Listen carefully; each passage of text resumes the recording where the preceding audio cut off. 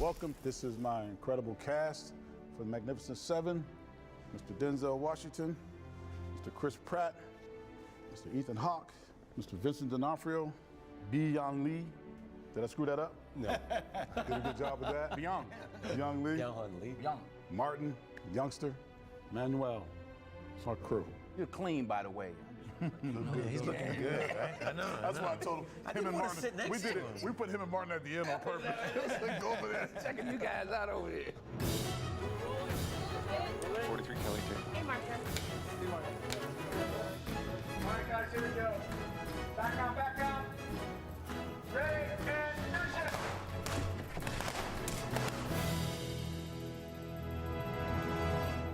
So, gentlemen, why did you want to make this film with me?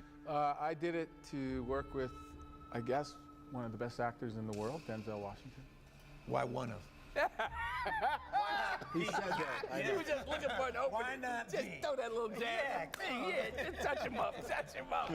One of. At first I thought you were talking about me, and then your hand kind of moved the wrong way. And I got confused. Antoine's directing it, which you can't lose with him. Ethan's like one of my best friends in the world, one of. And he was the best friend until the last comment. Now he's one of.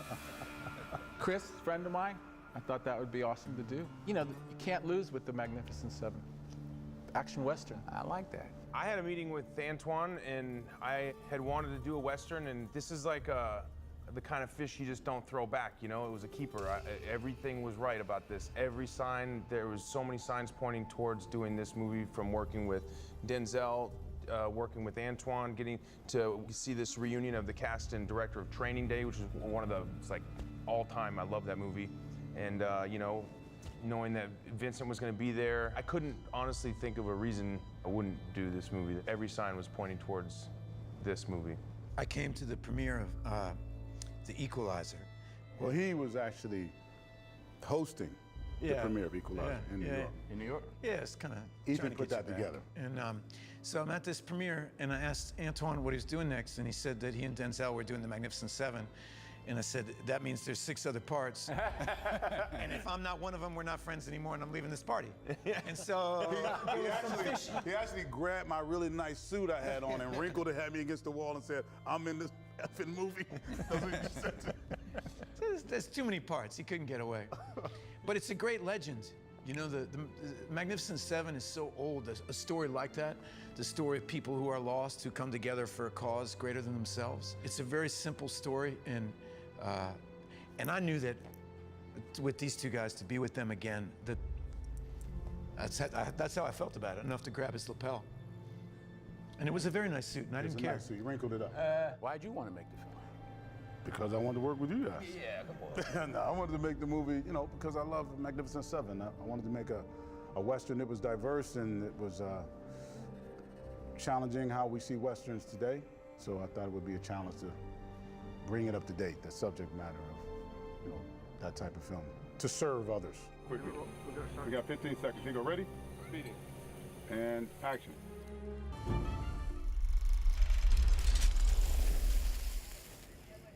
In the casting for me, there was a certain type of man I wanted in the movie that we talked to producers and studios about. I had to go to Denzel. He was in New York. Sit down and have lunch with Denzel and then wait till he finished the play and get a couple weeks before I get the answer from him. I had to talk to Chris and wait a couple weeks. He had a lot of stuff going on, so I was sort of like the townsfolk being tortured. And I knew I had, like, Ethan said he was in, but there was negotiations that were still going on, you know.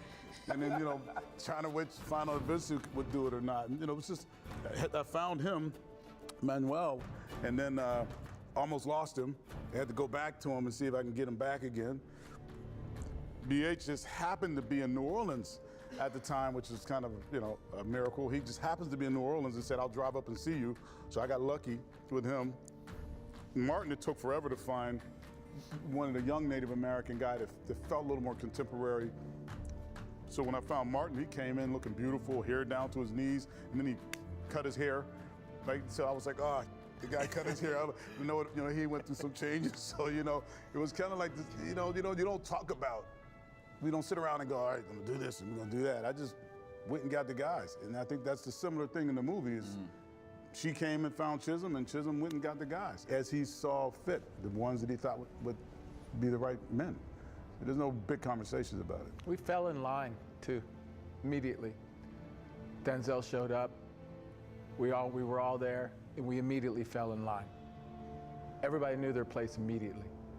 And it just worked continuously to the last day. Dream come true. Listen, to get Denzel and Ethan back together in any way was amazing. You know, and it took years to happen.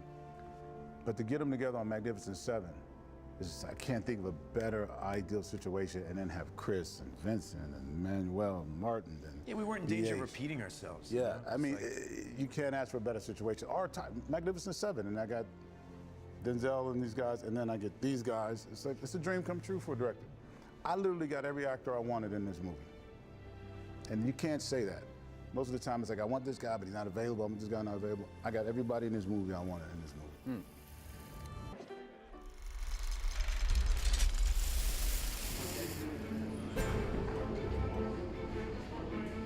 When we meet Faraday, he's doing what he loves to do, which is smoke a cigar, drink a little whiskey, hang out with the girl, and play some cards. And that's what he's doing. He's trying to play cards against these guys. There's a guy who has an eye patch, who only has one eye or something, and I decided I wanted to wink at him because that would be a mean thing to do to somebody with one eye, I guess.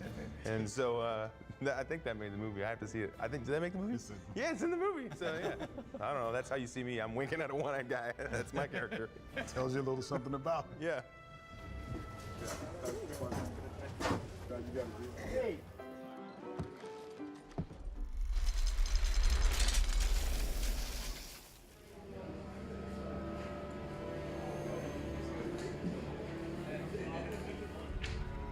I worked with George Siegel many, many years ago, and I did a play called When the Chickens Came Home to Roost about Malcolm X, and I have an entrance in the play.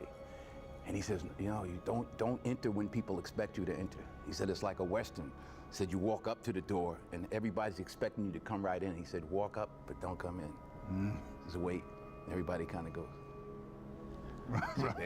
That's what happened. Yeah, that's what happens. Yeah. He waits and. Yeah, the bar stops before you come in. That's right. Yeah. You're looking over there, and then you just take a little fine powder Dan, and then here we go. I like it. All right, pictures up. In the saloon, you know, the first scene you saw, we meet Denzel and we meet Chris. That scene, there's a couple things we wanted to do. One, we wanted to introduce the characters properly and give you a sense of the type of men they are in the film. And also, one of the things I want to do is challenge the audience on how they perceive race. Does a man walk into a bar and everything stops because of the color of his skin, or because he's a gunslinger?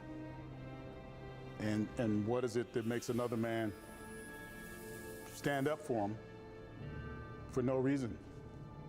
You know, and so those sort of themes were playing in my head when we did that scene, to introduce the type of men they are.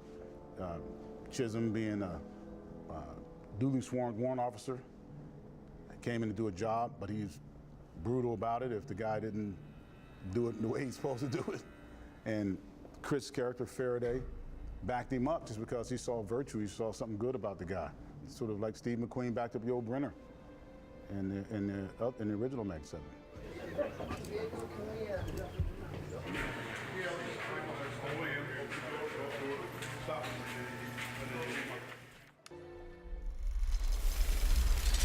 Why is vengeance such an important aspect of the film, and how does it play into Chisholm's character and Haley's character? Haley, yeah. But she say, I'll seek righteousness, but I'll take revenge. Yeah. Vengeance is it's an interesting subject, especially because of what's going on in the world, always.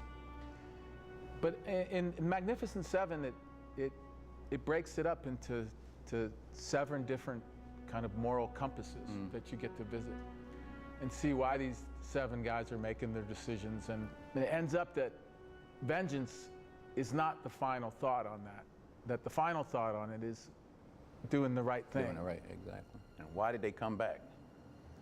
Well, you know, vengeance, just stand on that for a second, 'cause it's important.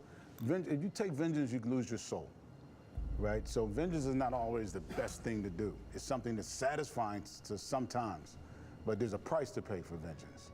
And Magnificent Seven pay a heavy price to protect some people.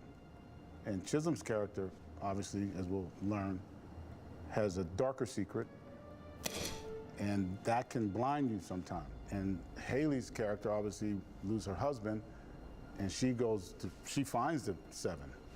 But that's not always the best thing to do it for vengeance. What ends up moving me about the movie is that what ends up being stronger than vengeance. A lot of times, vengeance, retribution is the thing that cultivates the energy. But like when you said, why did I come back? It's clear that the bond of friendship and doing something for others and the honor in that, and that there's no honor in not supporting other people, that ends up being where they gather strength. And that's what it's that bond is why they end up defeating the enemy. Well, it takes you all the way back to Kurosawa's Seven Samurai. Samurai means to serve. That's what it means. That's the DNA of a samurai, right? People think of samurais as just warriors and killing and all this, but it's to serve others. So that's ultimately what these guys were about. That's what you come to, is that they're there to serve these people. They're not there for their own personal reasons, ultimately. They think they are. They think they're there for personal reasons, but then there's a force larger than them that they get caught up in. That's right. All right, here we go. Everybody high. And camera speed. A marker. And action.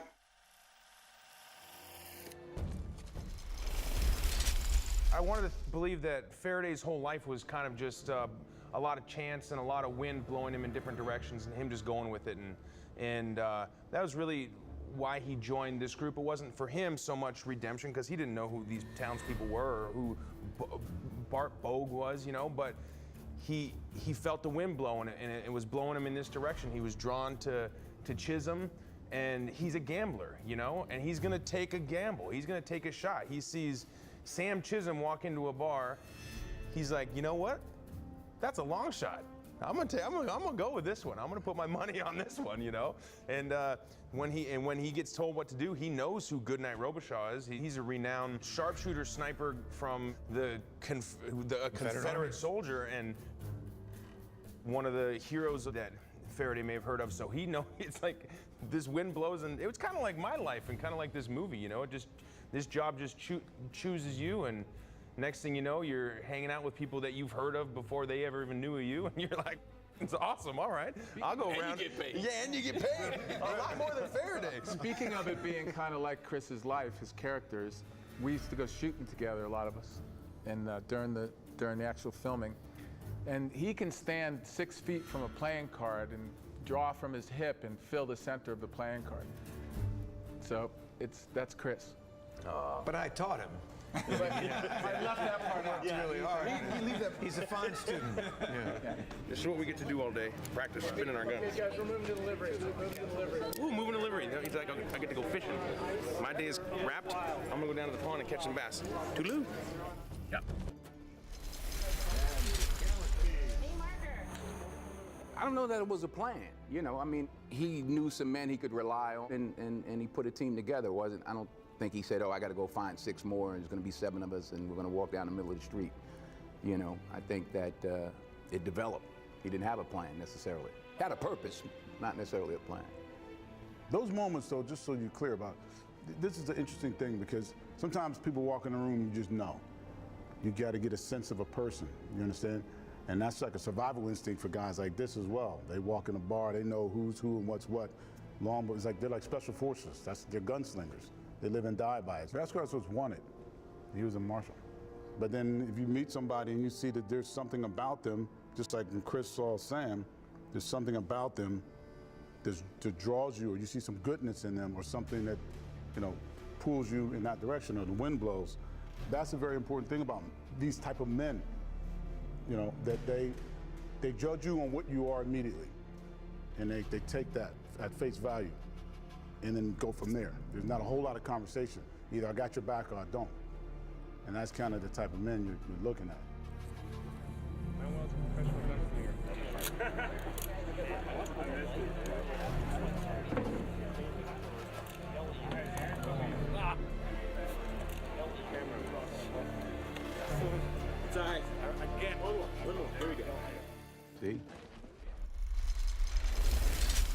I think about Ethan's character a lot, and his character has a dilemma that he's kind of struggling with inside himself.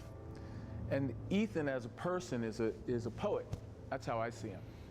And I've known him for a long time, so I'm allowed to speak like that about him. And only a guy like Ethan can play that character the way Ethan played it. He opened himself up in a very vulnerable way. And as an actor and as his friend, I knew that that was the most important thing about that part for Ethan, that the audience knew that he was struggling inside and what that struggle was. And his execution of that as an actor is phenomenal in the movie. And I think every one of these guys, and I guess this is why Antoine's such a great director, is that we all fell in line just like Ethan did with his character. We were the right guys to play those parts. Absolutely. Absolutely. Does that work? Here they could be. Yeah, you could be right here. You could run behind us. You could be right here. So it'll give you time to move back if you want. And Billy will come in there. Like, who knew he was going to get off his horse and go, oh, we got a Mexican. Yeah. And that started the relationship right away. Oh, good, we got a Mexican. Yeah, and then all of a sudden, these guys started having a duel all the time. So Yeah. it just happened like that, you know? It really lends it was nice. Like Vince said, everyone just really fell into line and fell into their positions, and a lot of what you see in the movie is just the organic relationship that developed between this group of 7 guys. Yeah. How do we do? I got 5. Yeah, I got 6. What do you get? 6. I got 7. 7. Yeah. One more than him.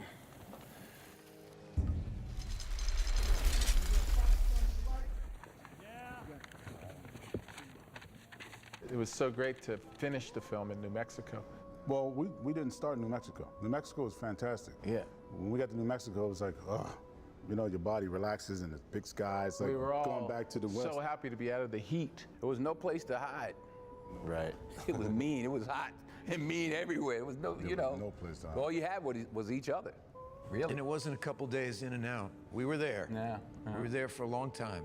Yeah, and for people who are watching the DVD, they got to know that we shot the bulk of the movie in Louisiana on a big outdoor stage, but all the mountains and everything, all the beauty you're seeing in the background, those are beauty shots from New Mexico that are put into the background, painted into the background. So it's really a combination of this great physical set in Louisiana, but also the backgrounds of New Mexico. Yeah. Not that Baton Rouge isn't beautiful. They have great ribs. Yeah, but it's not And a lot of rain. a lot of rain.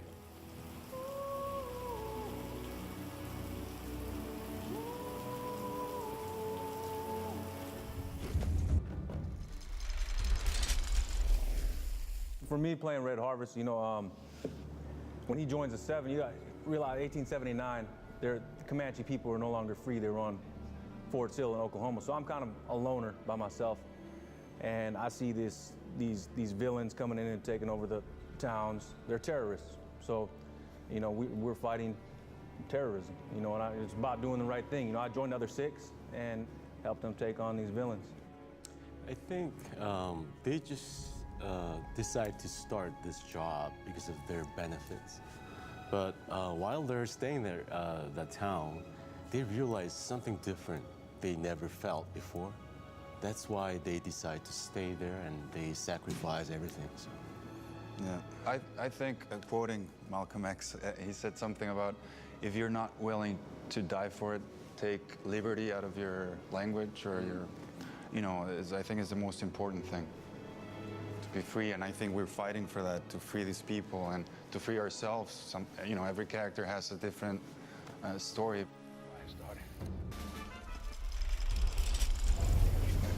Bang, bang, bang.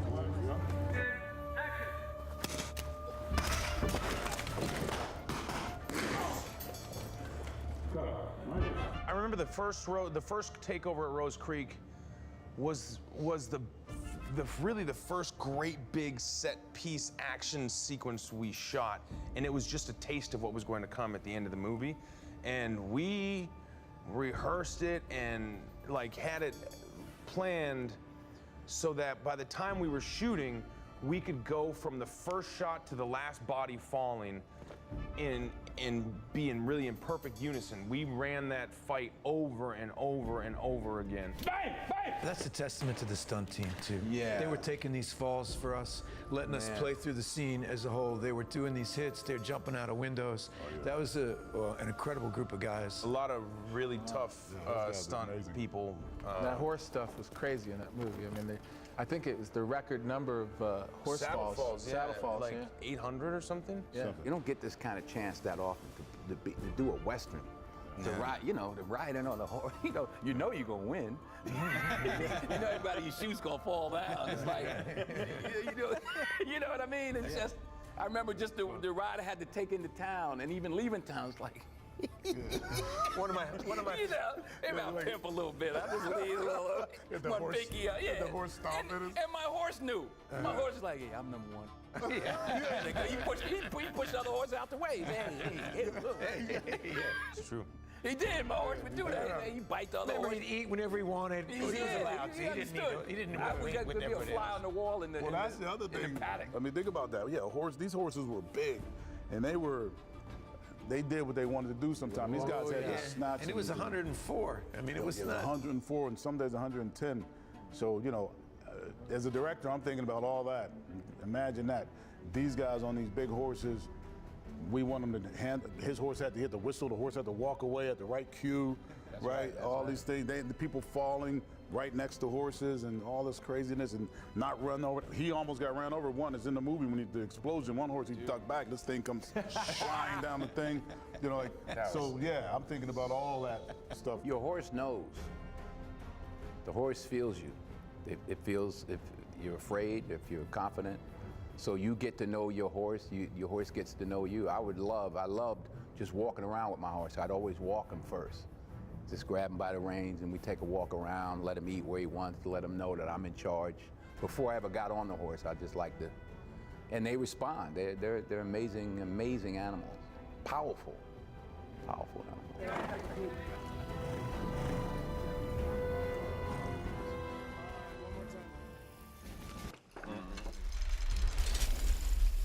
Those are the most fun, actually, too, when they're just all together hanging out. Even on the porch where the townsfolk are leaving and they crack a few jokes, when they're giving each other a hard time. Right.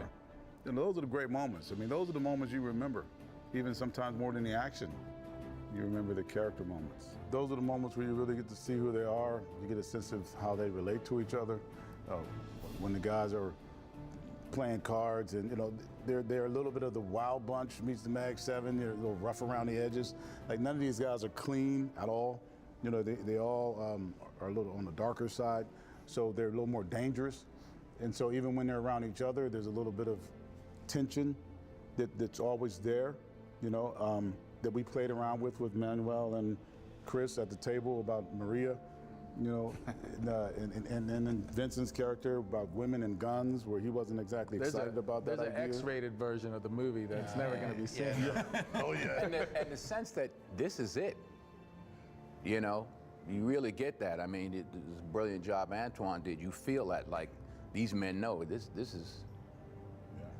This is It's all on the line. It's all on the line, and you can, that's all in different places in the church, in the saloon. What a scene with you and Ethan in the alley. In the alley, that's right. Yeah. Mm-hmm. I love being on the set with these two. You work hard to get to have a few moments that sometimes have a little grace to them.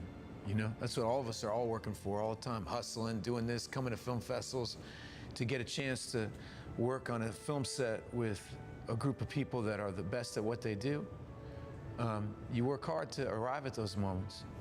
And for me, whether we mind it or not, I don't know, but that was reason to get up in the morning.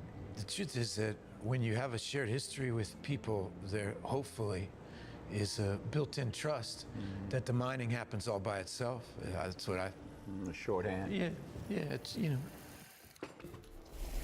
explosion happens, guys fall, they're on the ground, then they come out shooting. That's the plan, right?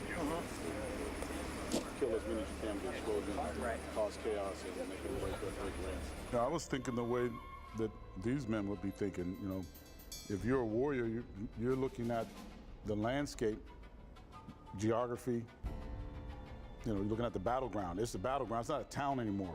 It's a battleground, and everything about it is to your, demise or survival.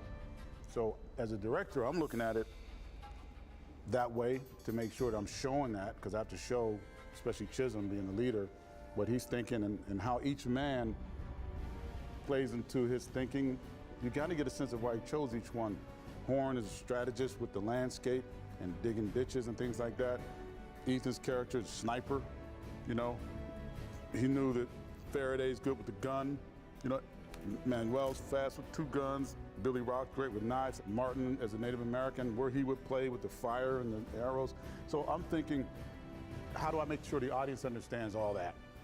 The geography, because when the battle happens, there's no time for them to figure out where they are. So I'm thinking about it as a director is that, one, making sure I'm showing what he's talking about, Chisholm is explaining it at the table. 2, that the audience doesn't get lost, because once the battle happens, as Denzel always says, that train's gone. I don't have time to explain which street they're coming down or which street is blocked. So that's the thinking. Look around, watch your back. Warren, watch your back, somebody could be up top. Billy, looking around, somebody could be up top. Threat's not over.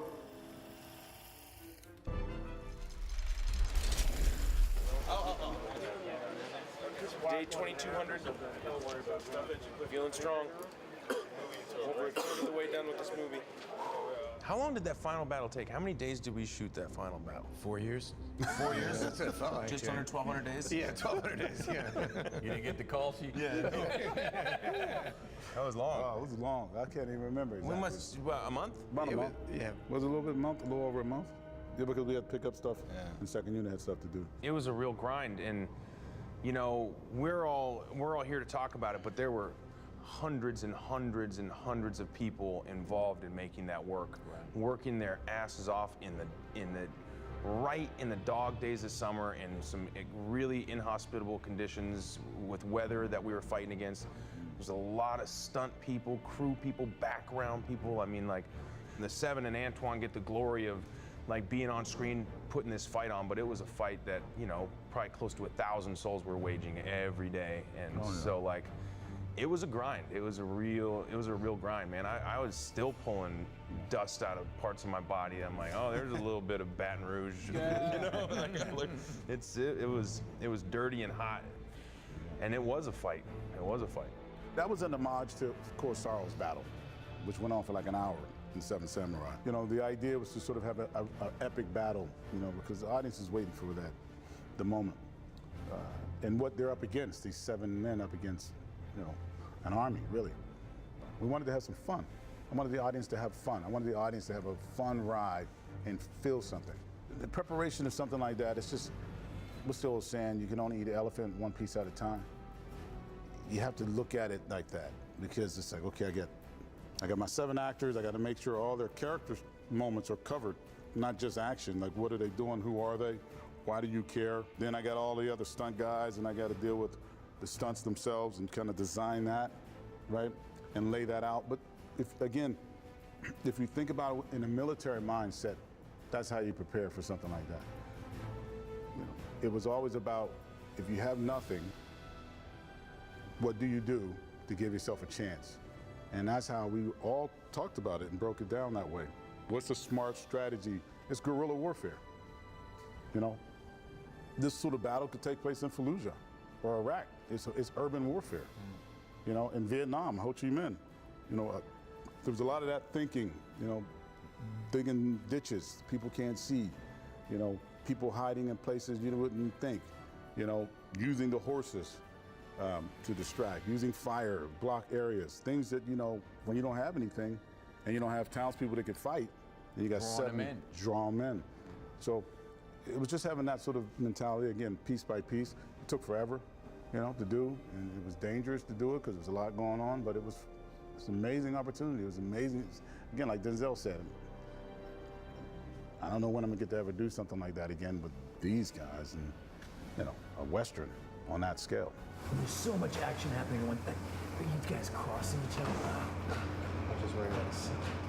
I walk through the valley. shadow of death, I will fear no evil, for thou art with me.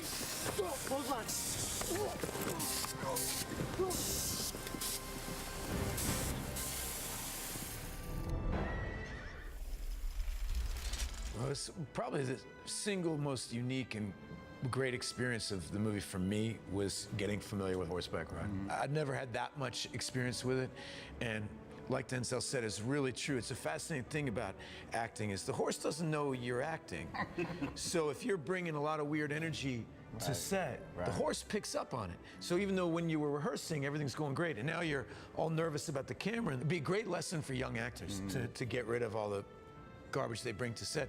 But one thing you can't rehearse really is what it's like to try to ride a horse through a town that's on fire and being shot at. Because I rehearsed running up and down that street all the time, and then they lit it on fire and started shooting at me, and I don't know if it was my nervousness or the horses, but we didn't want to go anywhere. Hey, Speed. Hey, marker. Hey, Mark.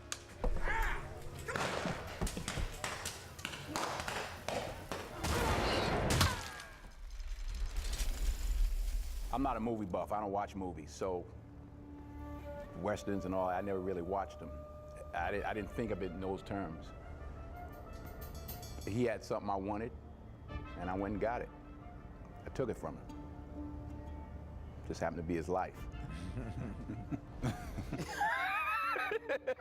That's the way I look at it. Period. Denzel Washington's cold-blooded. I don't know if you knew that, but yeah, he's a cold-blooded killer. So. Oh my God. That kind of scared me a little bit. Denzel's usually a pretty nice guy. It's talking about it just happened to be his life. That's it, you know. Yeah. Pick it up. Pick it up. Pick it up. Pick it up. Pick it up.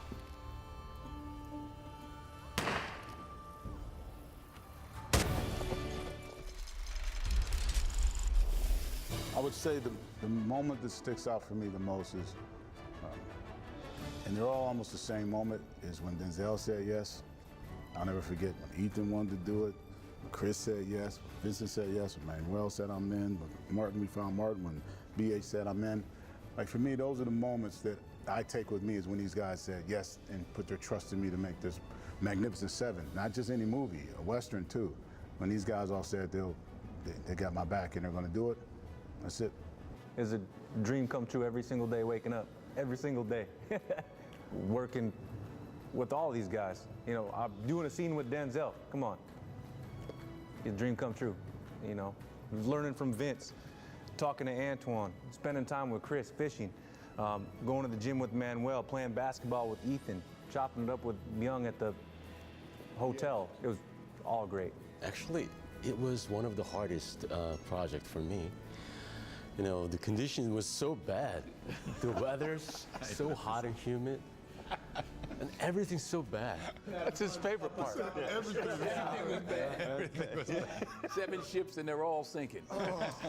But maybe that kind of bad condition makes us stick together. So I was really happy to, you know, to join these guys and to see every day on set. You know, I enjoyed it a lot. When you have a big experience in your life doing something like this, there are a lot of moments. I saw the movie a little while ago by myself, actually.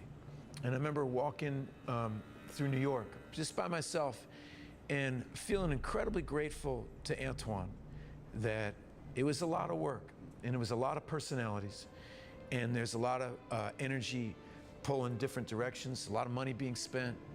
And I've had this overwhelming feeling of like when you said there were a lot of signs pointing to do this, I felt that way too, that I really wanted to be on this project. And I was so glad that all that pain, and I mean, BH and I spent a month of our lives on top of that church tower waiting for you guys to act. I mean, you know, first it's raining. In the shade. They would, okay, in the shade. Yeah, in the the shade in 110 is In a tough. lightning storm. Especially when everybody goes to lunch and forgets about us up there. I'm like, hey, we need a ladder to get down. How would you get forget about you guys. Like, I'm calling the AD right now to get me down for lunch. And so the best moment for me is like, it was worth it. Right. You know, that feeling of like, we went through something and it wasn't easy. You know, Training Day was not easy. That was a big event in my life, making that movie, you know? And when you don't get something for nothing, you know? And this was, that was my favorite moment, is walking out of the screening and, you know, feeling the way I felt about the finished film. It was great that we had a world unto itself. Like we had where all the trailers and everything was, and then you'd walk or be ridden up to, or ride your horse up to where the town was, and was like, it was there, and it was its own world. Sitting up on that hill. Yeah, yeah, it was its own world, and whatever we wanted to imagine is what it was. You know, it's a process. You learn about yourself, you learn about each other. You know, you're in this struggle together, and you find out where you stand and what you're capable of, and how much you need each other, you know? And those are the things I value, that, you know, the relationships, you know, it's not an easy thing to make a movie. And this was a difficult one to make. It wasn't an easy movie to make. You know, it was hot, it was sweaty, it was, you know, it was mean. It was mean, but it was satisfying. I always felt good at the end of the day, you know, getting in the air conditioning. Without any snakes. Yeah, without any snakes, you know, it was like, all right. Two things. God was all over this one for me. I had great moments with every single person. I felt the presence of God through the course of the whole movie. The greatest moments for me are punctuated by these wonderful, intimate, and private moments that we all shared. And then the second is fishing. I went bass fishing almost every day with a cigar, and I was catching some big bass. It was cool, man. Every day I was fishing, bass fishing. Yeah, I have to say there's two for me too. I think the first one is the first day that I was shooting there, and we were all lined up for the first gun battle. And it's the first time I'd ever seen Denzel on his horse, and the whole look in all of us. And when he came riding up the street, you know, I looked at Martin, Byung, and Ethan, Denzel, and Chris, and Manuel, and I thought, we are making a cool movie. Like the cool factor of this movie is like so amazing. Like I was proud of Denzel, the director. I was even proud, it's the first time in my life I've been proud of a studio. I was proud that we were there making this movie. You know, it was an amazing moment because I saw cranked up the music in I'm the like, street. oh my God. That was from James Horner. Yes, that's right. Cranked up the score. That was an amazing moment for me. And then there was another moment. Denzel wasn't there because he wasn't working that day, but there was a tragedy that happened. I won't say things, name names, but there was a tragedy that happened a couple of days before a scene that we were shooting. And it was a real tragic thing. Not on set. Not on set. It was a personal thing that went through somebody's life. And a lot of us were in a ditch, and we were digging, and they were shooting it, and the sun was going down. It was the last shot of the day. And we were all really digging, you know, this ditch. And as the sun was going down, this set of birds, the sun beamed out through these clouds, and this set of birds came right across us, and we all kind of took notice of it, and then we all kind of looked at each other, and then Chris said, we should take a moment. Let's take, now Antoine's there, everybody, the whole crew's there, the camera's rolling. And Chris said, we should take a moment, and we all looked at each other, and Chris bowed his head, and we all bowed our head, and we took this moment of silence because of this tragedy that happened. And I have to tell you that I have never been in my life, and I've been through a lot of things, been in a situation with men in such a vulnerable position, being that real with each other and being that sensitive to the vibe that was going on. It was an amazing thing. You guys remember? I remember that day. It was amazing. They're digging the ditch and the sun going down. Exactly, yeah. I've always been a fan of Westerns. And I think to be part, you know, to have the opportunity to be, to do a Western, and it's kind of like a forgotten genre. And to be part of a Western, for me, it was like a dream come true. And then to share credits with all these amazing actors and to be directed by Antoine. And I think we did a great bond. I mean, you know, it's, I really consider all of them good friends now. So that was the best part. Bye. Bye, everyone. Yeah. Enjoy the movie. Yeah. Enjoy the DVD. Enjoy the DVD.